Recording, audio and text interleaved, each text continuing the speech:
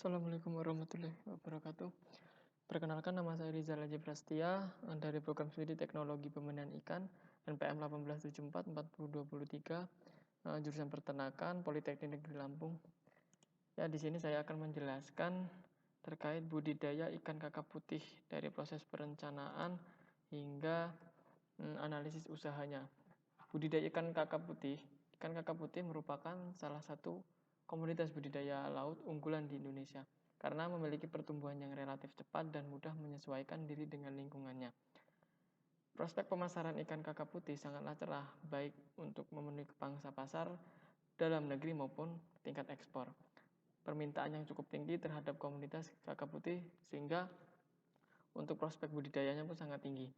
Budidaya ikan kakap putih dalam keramba jaring apung ataupun bisa juga ditambak secara ekonomis telah memberikan dampak positif bagi peningkatan pendapatan pembudidaya ikan dan memberikan dampak positif secara ekologis.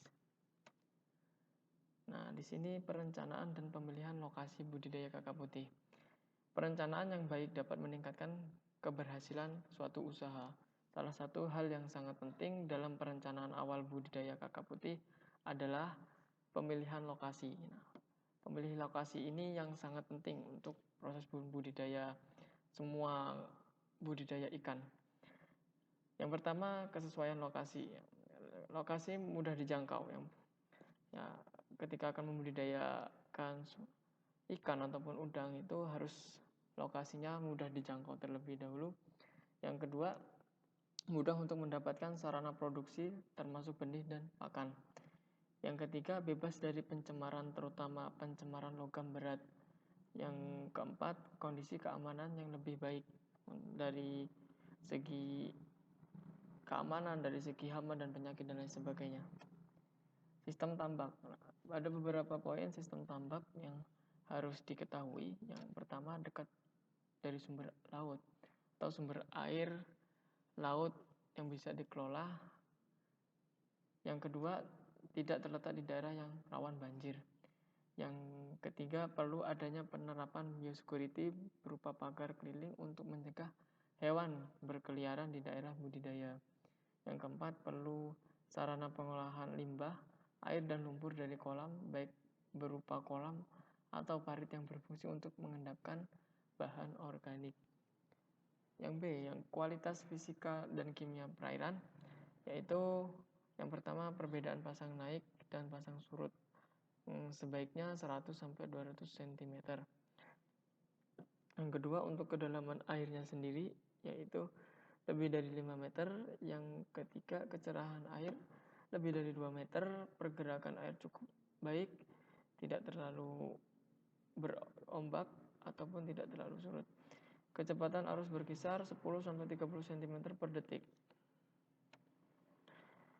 Ya, untuk tambak sendiri itu sarana dan prasarananya yang harus kita lakukan, yang dibutuhkan untuk budidaya ikan kakap sendiri, yaitu konstruksi tambaknya memiliki desain yang mendukung proses budidaya dan disesuaikan dengan tambak dengan konstruksi tanah, beton ataupun menggunakan plastik HDPE.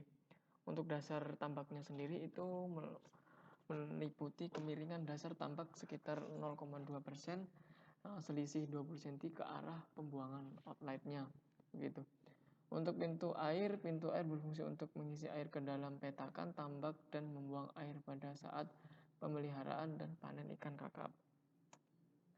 Nah, persiapan lahan budidaya sendiri ada beberapa poin yang harus dilakukan daripada faktor budidaya ikan kakap sendiri, yaitu di sini juga sudah ada ilustrasinya tambaknya. Yang pertama, perbaikan konstruksi pematang tanggul. Nah, sebelum melakukan budidaya harus melakukan perbaikan konstruksi pematangnya terlebih dahulu. Yang kedua, persiapan dasar tambak, lebih dibersihkan sanitasi dari lumpur-lumpur bahan-bahan organik. Yang ketiga, pengeringan dasar tambak dikeringkan agar bahan organiknya menguap sehingga bakteri dan virus pun akan mati. Pemberantasan hama dan pesaing. Hama pesaing seperti kepiting dan lain sebagainya itu yang akan menjadi hama bagi budidaya dan menjadikan faktor penghambat di konstruksi pematangnya. Untuk yang kelima, pemasangan kincir dan pemasangan pompa.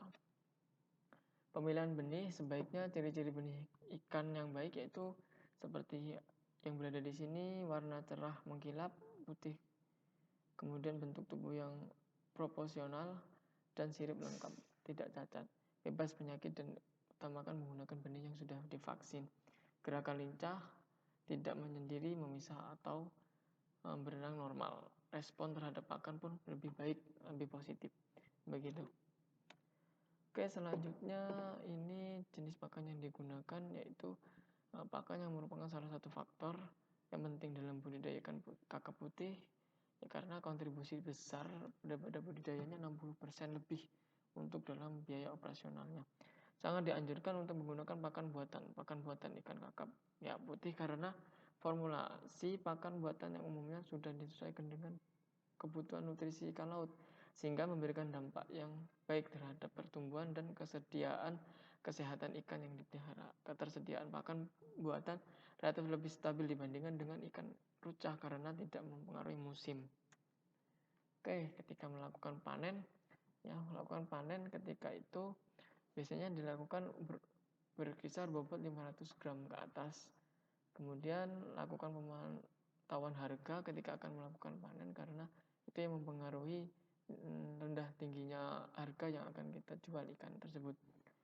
Produk ikan hidup ya ikan dipuasakan selama 1-2 hari ketika panen agar dilakukan ini menghindari ikan muntah selama pengangkutan.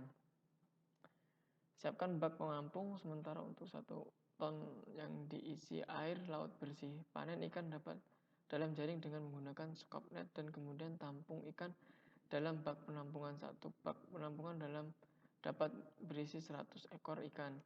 Setelah ikan ditampung dalam bak penampungan sementara, segera bawa ikan ke daerah yang aman, daerah yang datar dan lain sebagainya. Kemudian ditampung dan dipasarkan. Ya, di sini analisis usahanya yaitu biaya investasi, biaya tetap per tahun, biaya variabel, dan biaya penerima. Biaya investasi itu kurang lebihnya total pengeluarannya 246.100.000.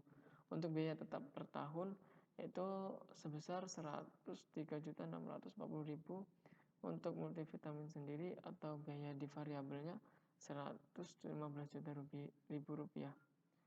Nah, kemudian untuk keuntungan dan pengeluaran yaitu 157.680.000 rupiah yang meliputi daripada biaya tetap ditambah biaya variabel, kemudian total penerimaan dikurang biaya tetap dan biaya variabel.